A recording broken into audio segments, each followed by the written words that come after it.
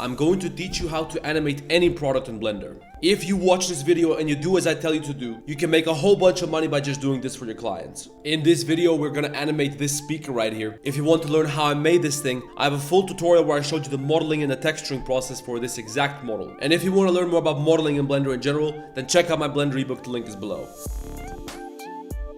First, we have to prepare an environment for this object. To do that, first we have to make sure that this object is exactly on top of the axes here. And then we're going to add a circle. Let's do 64 vertices. Scale that up, extrude this and lift it up like this. Fill the bottom. And we're also going to bevel this edge here with Control B. Go to Object, Shade Smooth, add a new material for the background. We're going to make that dark gray like this for now. And make sure to increase the roughness a little bit so it's not too shiny. We're going to change this material a little bit more afterwards when we get some lighting and whatever else. We're going to work in Eevee because it's going to be much faster. And I'll show you how you can get a good result with Eevee. Usually the problem with Eevee is that you don't get any reflections, the shading is horrible, and that's what makes this render look completely unrealistic if you use Eevee. Cycles looks a million times better, but it's also a million times slower. So here's what you can do. In Eevee, go down here to screen space reflections, check that shit. Now you're going to see that your objects have reflections. That instantly makes everything look a lot better. You also have to adjust some of these settings here. For example, increasing the trace precision is going to make it look a little bit better. Also, make sure you have enough max roughness because otherwise you're not going to get no shadows or reflections. Increase the thickness to whatever you think looks best. Don't go too far because then it's going to look stupid as you can see right now. In this case, something like 1.7, 1.8 works well for me. It might be something different for you. Also, make sure to adjust your edge fading and now your scene is going to look a lot better. Take this circle at the bottom, inset that, inset it again and bring it all the way to the middle like this, and now give me 2 loop cuts here. Then select all these circles, Control B to bevel them like this. You only want one segment there. Deselect this face, extrude this down, add a new material, assign that to that new floor. We're going to name that light, then select all the sharp edges here, and with Control B we're going to bevel them. I want 2 segments and a shape value of 1. Now this is going to give you some very nice lighting from the bottom, but to get lighting you have to scroll down to emission, set the emission color to white, go to render view. Now you can see the intensity so you can adjust the emission strength if you want to. As you can see, that looks pretty fucking sweet. Since we're talking about the environment, let's also add an environment texture to give us some better lighting. To get a good environment texture, go to Google and type in Polyhaven, click on HDRIs, and find an environment texture which you think would look good. Make sure to pay attention to the shadows and reflections. You probably don't want something like this meadow over here. The lighting is way too bright, the shadows are way too sharp. It doesn't fit this environment. I recommend you type in Royal in the search bar, get this shopping mall HDRI, click on download right here. This is gonna produce some colorful indoor lighting and it's gonna look pretty good. Now in Blender, go to the shading tab, go to edit, preferences, and the add-on section, search for node and check this box which says node wrangler. Then over here switch to world, select the background node, Control T. This is gonna give you some nodes where you can add and control the environment texture image. So open up, download, load up the EXR image which you just downloaded, and now you will see this in your environment. I usually like to make this transparent because I don't want to see this shit in the background. I just wanted to produce some light for the reflections of my object. So go to render properties, scroll down to film, check transparent. Now you still got the light, but you will never see this in the background. Now we have to adjust the floor material because I like this part being reflective here, but I don't want this part to be very reflective. So we're going to keep this material on the inner area, but I'm going to select this outer part here, add a new material slot, new material assign, make that black, increase the roughness. You can also try making this metallic, try changing the specular value, and you're gonna come up with something that looks good. Now that we got the environment set up, let's start working with the lights.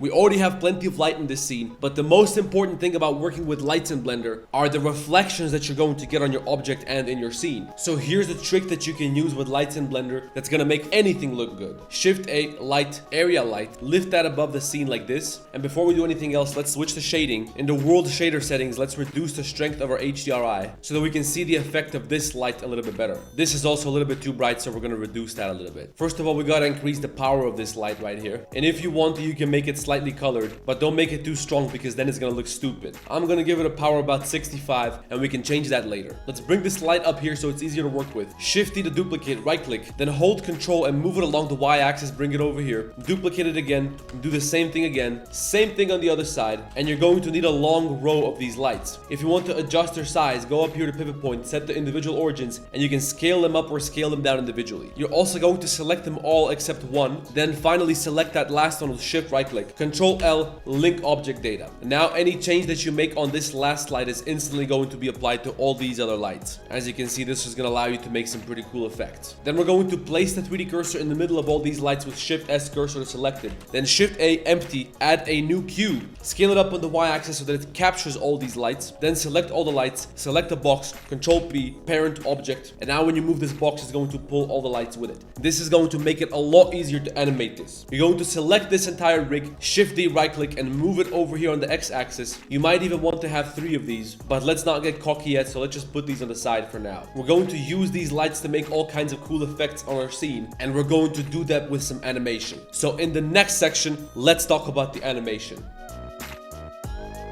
Before we start animating the lights, let's just get them out of the way first. And let's make a very simple animation for this object. Switch to the animation workspace, set your marker to frame 0, and you're going to rotate your object to the side like this, then press I, keyframe rotation. Now you're going to move your marker to frame whatever you want your animation to end on. I'm just going to do frame 160. Since I'm going to use 30 frames per second, this is going to be about 5 seconds of animation. And on the last frame, we're going to rotate this to the other side, press I, keyframe rotation. Now select all the keyframes, press T, set the interpolation to linear, and now this is slowly going to rotate to that side over there. Now we can start bringing in some lights. During my animation, I want to start off pretty dark, and then I want the lights to appear into my scene like this. So I'm going to bring one row of these lights somewhere over here, exactly over this object. I'll place them quite high up here, and that way they're not yet casting any light into the scene. On frame 0, we're going to keyframe their location, and then somewhere around frame 50, we're going to place them down here. As you can see now in rendered view, these lights have quite an effect on the scene. So again, keyframe location. You can make this slower by moving this keyframe further. And if these animation tricks that I'm showing you are confusing you because you're a beginner to animation, I'm doing a complete beginner course for animation in Blender. I'm going to teach you everything from scratch, and my videos are going to make a lot more sense to you if you watch that course. So go support my channel on Patreon, and I'm going to help you out a little bit more over there. Now this is starting to look pretty cool because we have some lights on top of our scene. Let's do something with the other lights as well. I'm going to try to use these other lights so I can get some more reflections on my object here. You can see that on the belly of the speaker right now. But first I'm going to select all these lights. With individual origins, I'll scale them down, then go back to median point, pivot point, go up here to options, affect only locations, and we're going to scale these up on the y-axis so they're further apart. Now we can animate these in such a way that these lights are passing by the scene, and that's going to give us some very cool reflections here in the front. So first we're going to place these lights back here, and they're rotated so that they're facing this floor right below the speaker. So I want to start with these lights somewhere back here. Go to frame 0, keyframe location and rotation. Undo that keyframe because first we have to move them to the side like this. So as they're coming into the scene, they're already going to be moving towards the side. So first we're going to keyframe them in a position where this last light is just in the scene like this.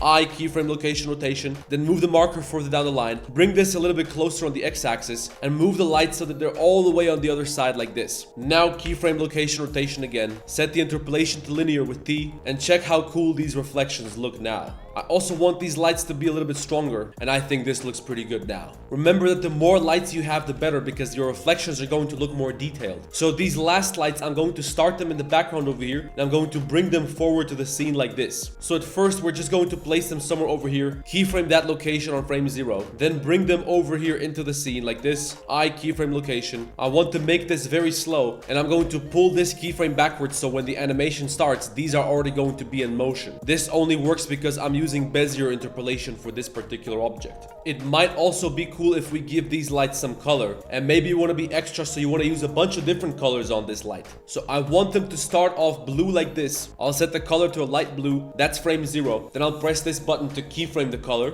On frame 40, I'm going to move somewhere around here so they become slightly green. Keyframe again. Frame 80, I want orange, so keyframe that over there. And on 120, I want this to circle back around to blue. And on the last frame, I'm going to make the color completely white, keyframe that, and now all of a sudden it looks like we're at a party. And now we got the animation ready. Let's set up the camera.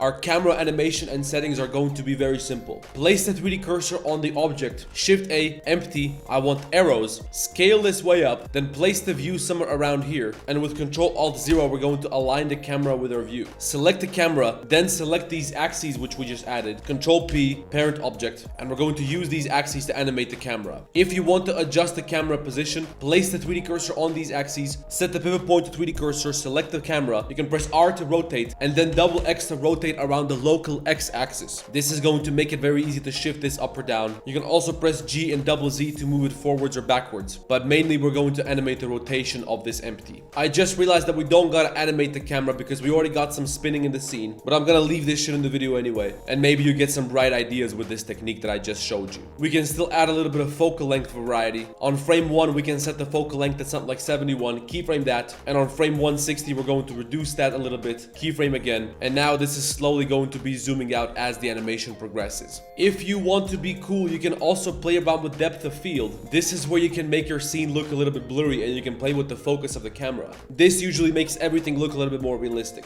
I would recommend that you make it so that your background is very blurry in the beginning, and then as the animation progresses, it slowly becomes less blurry. So on frame 0, set the f-stop to something very low, like 0.1 or 0.2. And in this focus on object, I'm going to focus on this logo because that's exactly in the middle. This is going to be the area of focus. It looks like this whole thing is a little bit too dark, so I'm going to add an extra light source. But now on frame 0, I'm going to keyframe the f-stop, and then around frame 70, I'll increase the f-stop to something like 0.5, 0.6, maybe 0.4, so you can still see a little bit of blur in the background, and keyframe again. Since we're doing the final touches, we can also animate the floor lights. Go to this light material. On frame 0, I'm going to reduce the emission strength to something very low, like 0.1, keyframe that, and then around frame 40, we're going to crank this up so it has a significant impact on the scene. Then once again, keyframe, and now these are going to start off pretty dim, but they're going to turn on during the animation. This animation looks quite slow at the moment because we have to render it, but as you can see, when we play the animation in object view, it's playing a lot more quickly. Anyway, that's enough. If you're smart, then you probably don't need me to tell you that you should probably spend a little bit more time playing around with your scene, adding a few more lights, changing a few more details to make it look a little bit better. But if you follow the template that I just showed you, you can't really fuck up. If you do fuck up, join my Discord and ask for some help, or check out my Patreon page. You can always reach out to me with questions there. I'll even make a video for your specific question if you need me to. Check out the fucking ebook. But if you don't want to support my channel, at least like the damn video and subscribe to the channel. Look how much content I'm pumping for you guys every single day non-stop. Let me know in the comments what you want to see next. I'll see you in the next one.